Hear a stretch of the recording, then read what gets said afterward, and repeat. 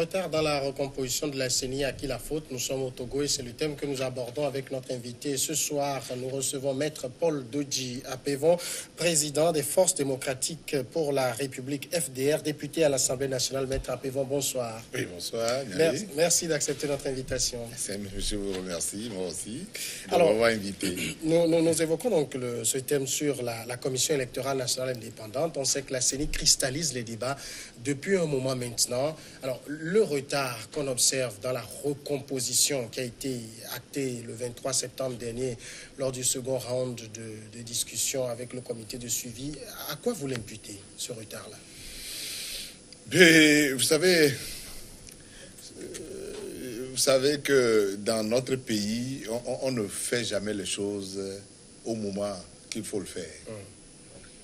Cette affaire de CENI, tout le monde sait que nous avons une loi qui a dit comment la CENI doit être composée. Alors, depuis que nous avons signé l'accord politique global dans ce pays, il est dit que sur les 17 membres de la CENI, 8 doivent venir de la majorité et 8 doivent venir de l'opposition. Et on désigne quelqu'un qui est de l'administration. Au départ, celui qui est de l'administration n'avait même pas voix délibérative. Oui. C'est entre-temps qu'ils ont modifié pour dire que lui aussi, il participe au vote. Ce qui fausse déjà la parité. Oui. Parce que à l'époque, lorsqu'on mettait la CENI en place, on voudrait que cette CENI soit paritaire, puisque c'est une CENI politique. Alors, étant entendu qu'on sait déjà comment la CENI doit être composée, et toutes les CENI qu'on a cherché à composer au cours des autres élections, on a dit il y a une partie qui est parlementaire, une autre partie extra-parlementaire, société civile. Voilà. Alors, la combinaison qu'on a trouvée à Ouaga, c'est que chaque camp, la majorité désigne ses 5. L'opposition parlementaire et l'opposition désigne ses 5 parlementaires. Mais les 3 ou les 6 qui doivent venir de la société civile et des extra-parlementaires, on se débrouille pour les coopter. Voilà. 3 vont être cooptés par l'opposition et 3 cooptés par la majorité. C'était dit tacitement. Oui, c'est comme ça qu'on a procédé et c'est l'accord entre nous. On ne l'a pas écrit, mais c'est comme ça qu'on l'a appliqué. Mais ce qui a compliqué la chose après, c'est que le pouvoir se débrouille toujours pour vous mettre entre les jambes ceux que vous ne reconnaissez pas comme être de votre groupe. Au moment de désigner leurs membres, ils le désignent librement. Ils sont homogènes là-bas. Mais ils se débrouillent toujours pour vous balancer dans les jambes des gens que vous ne reconnaissez pas comme étant de l'opposition. Et ça a été des difficultés. Alors, cette fois-ci, nous avons dit non, ça ne se passera plus comme ça. Nous avons dit, nous sommes 2 protagonistes au dialogue. Vous êtes de la majorité, nous sommes de l'opposition. Nous reconnaissons les partis qui sont de cette obédience-là, opposition. Laissez-nous désigner librement nos 8 représentants. Ça a été des difficultés. Parce qu'ils ont déjà mis la CENI qui est à l'œuvre aujourd'hui, ils l'ont composée en faisant de la même manière comme ils le faisaient dans le passé, en mettant des gens de société civile extra-parlementaire que nous ne reconnaissons pas. Parce que lorsque les mouvements ont démarré pour entraîner le dialogue dans lequel nous vivons aujourd'hui, tout le monde sait aujourd'hui ce qu'on peut identifier comme opposition. Parce qu'en finalement, on parle de parties prenantes au dialogue, protagonistes au dialogue, de la crise, qui débouche sur le dialogue. Alors, dans ce cas, pourquoi on va encore s'embarrasser de fioritures pour savoir, oui, celui-là, machin? Laissez les gens eux-mêmes. Et surtout, que finalement, le 26 septembre dernier, il a été dit clairement que chaque camp doit désigner librement ses représentants. Mais pour en arriver là, il a fallu de l'eau à couler sur le pont. C'est de haute lutte, une bataille acharnée. Et ils ont mis leur CENI en place. Et on leur a dit, mais arrêtez ça et faisons en sorte que la CENI soit correctement composée. Ils ont refusé. Ils ont refusé, et avec leur CENI de 13 membres au départ, et ils ont élaboré un chronogramme, ils ont fait tout ce qui... Même le recensement qui a commencé là, mais c'est eux, unilatéralement, qui l'ont planifié, sans notre président. Ce n'est que le 23, comme je le dis là, 23 septembre, que finalement, l'accord a été trouvé, qu'on envoie nos représentants, les 8 représentants. On nous a imparti un délai pour les désigner. Septembre. Bien sûr. Et nous, on a respecté ce délai, on a déposé. Maître, on a constaté que la liste a été envoyée le 30 septembre. Pourquoi vous avez attendu le plus tard pour le faire? Pourquoi? Alors, c'est également un temps, on nous dit, vous avez jusqu'au 30 pour faire quelque chose. Mais nous avons pris le temps pour le faire correctement et on l'a fait.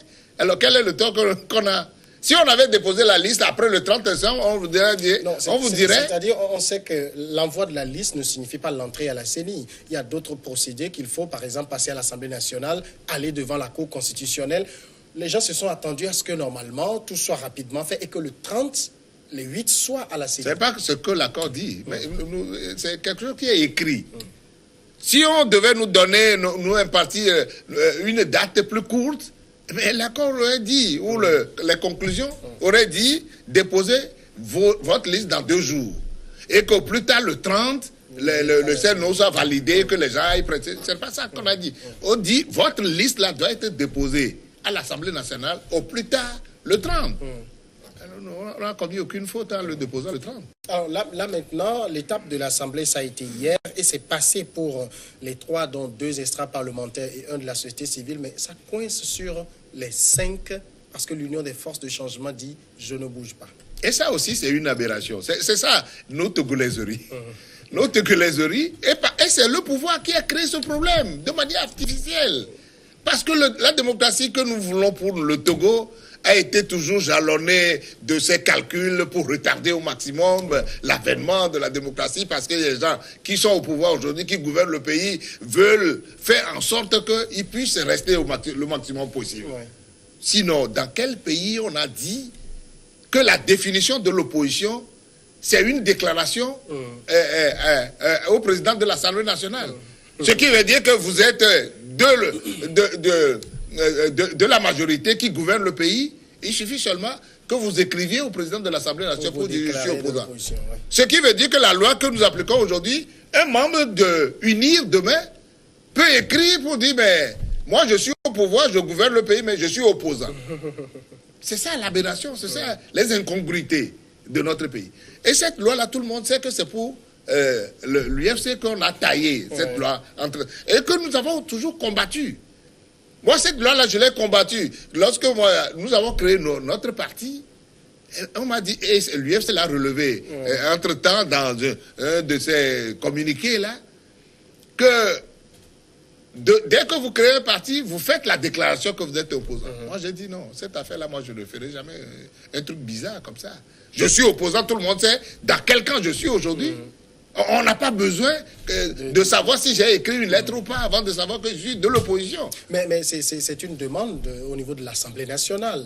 Là, on sait qu'actuellement, vous êtes député non inscrit. Oui. Peut-être lorsque, si éventuellement vous avez des sièges lors des prochaines élections législatives, vous serez obligé d'écrire pour vous déclarer. Déclarer quoi? Si vous êtes de l'opposition ou pas. Je ne le ferai pas.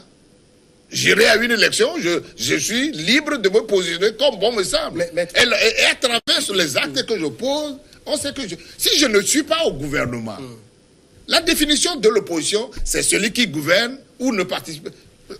Ça, c'est connu. C'est connu dans tout le monde entier. On n'a pas besoin d'une autre définition au Togo pour savoir ce que c'est que l'opposant. Le Togo n'invente pas la roue. Malheureusement, maître, c'est la loi. Quelle loi? C'est une loi unique. C'est elle qui s'applique actuellement. Non, il faut combattre cette loi. C'est une loi qui est mauvaise et unique, il faut la combattre. Cette loi-là, moi, j'ai décidé de la combattre et je la combattrai. Et tant qu'elle n'a pas changé, on ne peut pas faire autre chose si elle n'a pas changé. Je dis, moi, je ne respecterai pas cette loi-là parce que ce n'est pas normal. C'est une bizarrerie. Et il faut arrêter les bizarreries pour que le Togo avance. C'est parce qu'on a toujours voulu faire de la bizarrerie que notre pays n'avance pas. Pour le moment, l'UFC dit qu'elle s'en tient à cette loi. C'est tant pis pour lui. C'est celui qui l'a aidé à bénéficier de cette loi, c'est son problème avec celui-là. C'est le pouvoir qui l'a aidé à bénéficier, à profiter de cette loi. Jusqu'à maintenant, au moment où il est au pouvoir, il dit que je suis également de l'opposition. Parce que lorsque vous allez à l'extérieur, vous racontez ça à des gens, on se moque de nous, on dit mais qu'est-ce que c'est que votre connerie là? Comment vous avez inventé une autre notion de l'opposition chez vous? Gouvernement, mais opposant. Gouvernant le pays, mais opposant. Oui, mais c'est... Quand on dit, il avance l'argument que oui, mais il y a des gens aussi qui étaient... notamment le cas, votre ancien parti politique. Mais lorsque tu as participé au gouvernement et que tu sors du gouvernement, mais tu es libre de dire que tu es opposant. Mais ce n'est pas au même moment où tu es... Maître Appé, vous vous rappelez à l'époque, lorsque le CAR est parti au gouvernement d'Union nationale, l'UFC l'avait taxé de parti satellite. Ça, c'est le problème du parti satellite, de l'UFC à l'époque. Aujourd'hui, pose-moi la question de savoir qui est plus satellite que l'autre. Pose-moi la question. Et vous pensez que c'est l'UFC aujourd'hui, c'est ça? Bon, vous... Oui, mais vous avez eu le même qualificatif à l'époque. Que quoi? Que vous étiez un parti satellite du RPT. Alors, sur quelle base? Pourquoi? Dans un gouvernement d'Union nationale à l'époque, alors que c'était recommandé par l'APG. Est-ce que vous n'avez pas l'impression que ça tourne en rond? Oui, mais c'est justement parce que c'est ces calculs bizarroïdes-là qui font que nous tournons en rond. Parce que à l'époque, ce dont vous faites allusion, je ne suis pas venu ici au titre du CAR. Bien sûr. Mais parce que j'étais au CAR. Je suis président aujourd'hui des FDR. Mais à l'époque, c'est à l'issue d'un dialogue. Le dialogue a nommé quelqu'un à l'issue de ce dialogue-là, Premier ministre. Mais ce qu'ils n'ont pas voulu accepter. Et c'est Gilles Christ lui-même, à l'époque, qui a dit, oui, mais il a appris que des partis satellites, machin, etc. Bon, lorsque vous faites un dialogue et qu'à l'issue de ce dialogue, on désigne quelqu'un, ça seul suffit pour tasser l'autre de satellite. C'est lui qui doit savoir. Mais après, lui, l'acte qu'il a posé après, est-ce qu'aujourd'hui, ça le conforte plus dans le rôle d'opposant? C'est lui qui doit savoir. En tout cas, aujourd'hui, c'est sur cette question que ça bute au niveau de l'Assemblée. Comment vous pensez régler cela? Non, c'est le parti au pouvoir qui doit régler ce problème. Comment? Ah non, mais c'est le parti au pouvoir, puisque le comportement aujourd'hui de l'UFC s'apparente au comportement de quelqu'un qui a profité de quelque chose qui est indu et qui s'y accroche. Du moment où c'est indu, mais on me l'a donné, moi je prends, je garde. Mais il appartient à celui qui lui a donné de manière indue de lui dire un jour que... Mais ça suffit. Tu as suffisamment profité de quelque chose d'indu. Arrache le truc, lâche. Est-ce qu'il est possible de forcer la main à l'UFC en l'espèce? Parce que la loi électorale dit qu'on ne quitte la CENI que par démission, par décès ou empêchement. Bon, là, si l'UFC ne démissionne pas, c'est comme s'il est impossible de lui forcer la main à partir. Mais c'est un problème qu'ils ont créé eux-mêmes. C'est à eux de trouver la solution. Ils ont créé ce problème-là. Il faut qu'ils trouvent la solution. Vous pensez que la C14 n'a pas à se mêler de ça, c'est ça? Mais nous, on nous a dit désigner librement vos représentants. C'est ce que nous avons fait. Et nous attendons de voir comment ils vont régler le problème. Parce que les termes de l'accord sont clairs. Chaque protagoniste de la crise, chaque camp doit désigner librement ses représentants. Nous nous sommes réunis pour étudier la situation. Nous avons désigné librement nos représentants. Alors, on a envoyé la liste. Mais il ne peut pas contester la liste compte tenu justement de cet accord-là. Maintenant, si quelqu'un joue au trouble-fête, il faut avoir le courage de lui dire un jour qu'il joue au trouble-fête. Et comment régler le problème? Moi, je dis, je renvoie la question dans le camp des partenaires. Ils sont des partenaires aujourd'hui. Ils ont des partenaires, non? Ils n'ont qu'à se retrouver entre partenaires pour trouver la solution. Est-ce que ça ne retarde pas davantage l'évolution de la CENI? Mais bien sûr. Normalement, cette affaire-là, du moment où un accord est trouvé pour que nous puissions intégrer la CENI, en réalité, depuis que la liste est déposée le 30, là, on aurait pu, le lendemain déjà, convoquer une session de l'Assemblée pour nommer les parlementaires et élire et nommer après les extras et sociétés civiles. Mais ça n'a pas été fait parce que justement il y a ce problème UFC. Et on tourne en rond depuis jusqu'à aujourd'hui. Les autres qui ont compris pour aller dans le sens de ce que veut justement le règlement pacifique de ce problème-là. Ils ont tous démissionné. Oui.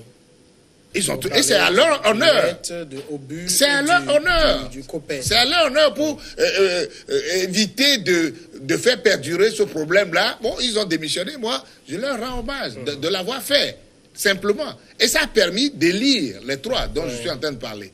Alors pourquoi les autres l'ont fait simplement comme ça, en voulant que les choses progressent, et que l'UFC qui dit, moi aussi je suis de l'opposition, je veux le bien, moi je m'accouboute pour dire. Pourquoi il le fait comme ça? Pourquoi il le fait? Alors, il y a aussi quelque chose qui paraît incompréhensible, Maître Apévon, c'est qu'aujourd'hui, la coalition cherche à entrer à la CENI, alors que le train est parti très loin.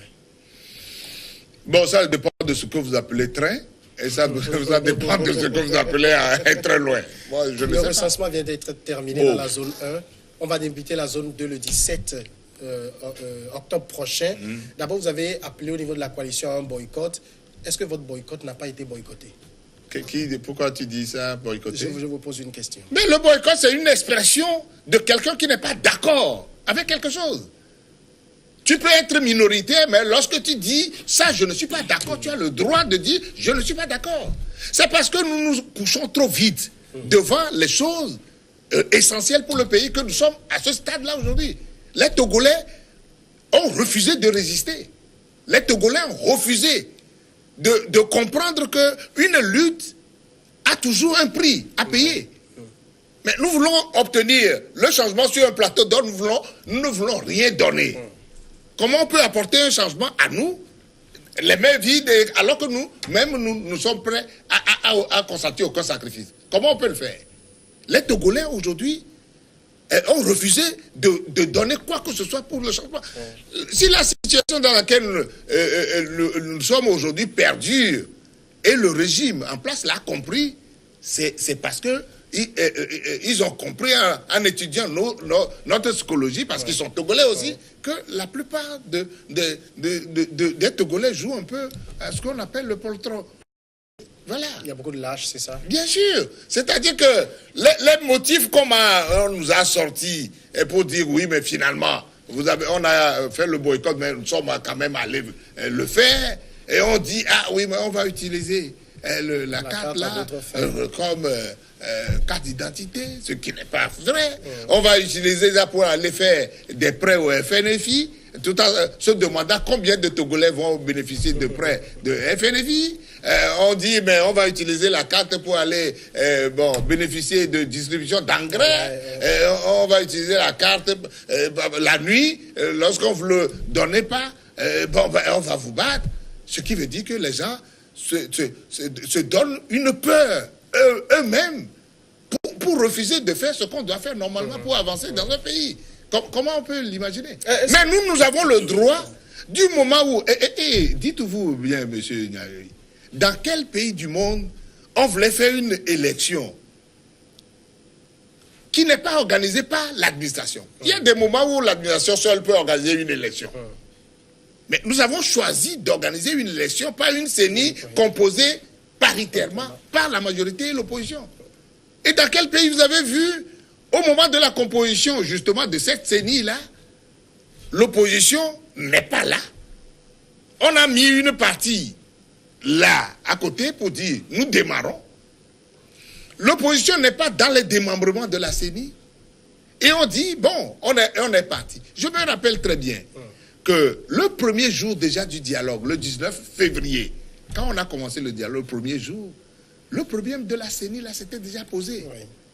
Parce que nos frères de la majorité disent, oui, ben, on est en crise, mais le Togo a des institutions qui fonctionnent.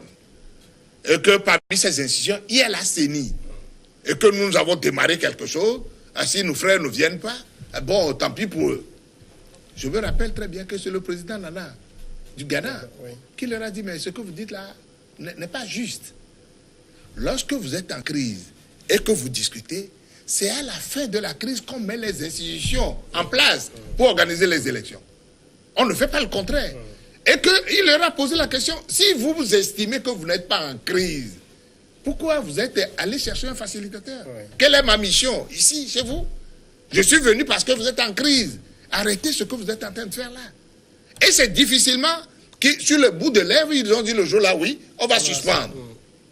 Mais tu parles, ils n'ont pas suspendu. Nous, on a appris que dans les couloirs, dans l'obscurité, ils ont poursuivi les travaux dans l'obscurité. La preuve est que, finalement, à la fin, ils ont sorti un chronogramme pour dire de telle période à telle période, nous, on a déjà fait ceci. C'est acté, c'est acté. Et toute cette période-là, c'est la période où ils sont censés avoir suspendu les travaux de la série. C'est de la driblerie, je dirais même de la filouterie. Ce n'est pas bien. Mais aujourd'hui, quand même, vous l'avez dit en parlant des Togolais, de leur attitude, est-ce que c'est un aveu d'échec? Est-ce que vous pensez que malgré votre appel au boycott, ils étaient sortis quand même, c'est ça? Non, ce n'est pas un aveu d'échec. Moi, je parle de deux choses à la fois. Je dis, notre appel au boycott a été suivi par des Togolais. Mais on aurait aimé que ceux qui ont avancé des raisons totalement puériles pour dire oui, c'est à cause de ça que nous sommes allés quand même le faire, tout en nous rassurant que eux ils sont pour l'opposition, ces comportements-là ne permettent pas de faire comprendre à ceux qui gouvernent aujourd'hui que les Togolais ne sont pas contents. Lorsque vous n'êtes pas content d'un système et que vous vous comportez à chaque instant pour poser des actes allant dans le sens de ce qu'eux ils veulent que vous fassiez, alors en réalité, ils sont confortés. Et ils sont confortés et ils vont continuer à vous martyriser. Et c'est ce que moi je dis aux Togolais. Mais leur comportement là va pousser le gouvernement à continuer à les martyriser. Parce que aujourd'hui, ce que nous constatons, c'est de la brimade de tous les jours. Alors, on constate de la brimade. Je l'ai dit, la zone 1 c'est terminé, la zone 2 ça va commencer le 17. Vous maintenez l'appel au boycott? Est-ce que vous nous voyez, vous, M. Niaoui, après avoir mûri une décision de boycott, et qu'après la zone 1, on dise oui, mais finalement on a compris et qu'on on s'aligne finalement. Vous pensez qu'on peut le faire? Alors, dans ce cas, votre entrée à la CENI, ça va apporter quoi de nouveau? Mais nous avons dit que le recensement qu'on est en train de faire là, en réalité, ce recensement ne peut pas servir de fondement à une élection correcte. Quand vous irez, ce sera nul. Mais c'est ce que nous disons. Si vous nous lisez nos écrits, et c'est ce que nous avons envoyé aux facilitateurs. Par quel moyen? Quel moyen? Nous sommes en dialogue. La CEDEAO est venue aujourd'hui pour dire il est à notre chevet. Je ne suis pas sûr que la CEDEAO approuve ce qui est en train de se passer. Je vous ai parlé de l'épisode de ce que Nana a dit. Mais on a eu quand même le chronogramme de la CEDEAO qui a coïncidé avec le chronogramme de la CENI sur les élections. Non, mais lorsque le chronogramme là a été proposé, il était question que on fasse telle tâche à telle. Mais nous avons dit dans la salle le même jour que ce chronogramme là que vous avez élaboré en vous alignant sur les positions du gouvernement n'est pas tenable. La meilleure preuve, c'est même la date du 20 décembre qu'on a choisi pour aller à une élection. Je ne sais pas comment nous n'étions pas présents au moment où les chefs d'État se sont rencontrés. Mais c'est une situation assez déséquilibrée où eux, ils ont la possibilité d'être présents avec les chefs d'État, discuter avec eux. Comment les ont amenés à retenir la date du 20 décembre, c'est eux qui le savent. Mais dans tous les pays du monde, c'est lorsqu'on fixe les tâches à accomplir, c'est au bout qu'on fixe la date d'une élection. La dernière fois, lorsque nous étions au comité de suivi, le ministre Thibou Camara nous a fait un aveu. L'aveu qu'il nous a fait, c'est que cette date-là, du 20 décembre-là, n'est pas une date fétiche. Il a dit. Et il dit, chez eux, lorsqu'ils ont voulu organiser la première élection après les troubles qu'ils ont connus dans leur pays, la CENI est venue leur proposer une date qui est un peu plus ou moins éloignée. Eux, politiques, ont dit non, c'est trop éloigné. La CENI a dit, cette date-là, ce que vous dites là, ce n'est pas tenable. Mais ils ont forcé. Et ils ont organisé quand même le premier tour. Le deuxième tour doit être organisé 2 semaines après. On a vu ça. Ils ont mis 4 mois. Oui. Ils ont mis 4 mois. Alors, et la question qu'il nous a posée dans la salle, à quoi ça servait d'organiser un premier tour dans la précipitation et attendre 4 mois après pour organiser le second tour? Alors, c'est quelque chose qui doit interpeller tous les Togolais. Mais ici, la CENI dit qu'elle peut. Hein? La CENI togolaise dit qu'elle peut tenir les élections. Laquelle CENI? Là, celle qui est là. C'est là où toi et moi, vous et moi, on ne se comprend pas. Est-ce que cette date vous prend de court? Quelle date? Le 20 décembre. Mais Moi, je ne fais pas la guerre de 20 décembre. Je dis, si nous voulons organiser des élections transparentes, mettons les tâches ensemble, consensuellement. Réunissons-nous. Qu'est-ce qu'on doit faire dans tel délai? Qu'est-ce qu'on fait après? De manière limpide pour aller à des élections transparentes. Si la date du 20 décembre peut être tenue, bon, tout le monde saura. Si elle ne peut pas être tenue, ben, tout le monde le saura. On ne peut pas mettre la charrue avant les bœufs. On ne peut pas fixer une date et organiser dans la précipitation des tâches à l'intérieur pour tenir absolument une date. C'est de l'incongruité, tout ça. Alors, vous espérez changer tout cela une fois à la CENI? Mais c'est normal, non? Et c'est ce que nous disons depuis le début. Que lorsque nous serons présents dans la CENI, mais la première chose que nous devons faire, c'est d'abord de recomposer le bureau. Oui. Parce que les 8 de la majorité qui sont là aujourd'hui ne peuvent pas occuper tous les postes. Oui. Et nous, 8, là, on va venir, on va croiser les bras. Les tâches qui se sont distribuées entre eux avant notre arrivée, il faut redistribuer ces tâches-là pour savoir qui s'occupe de qui et quoi.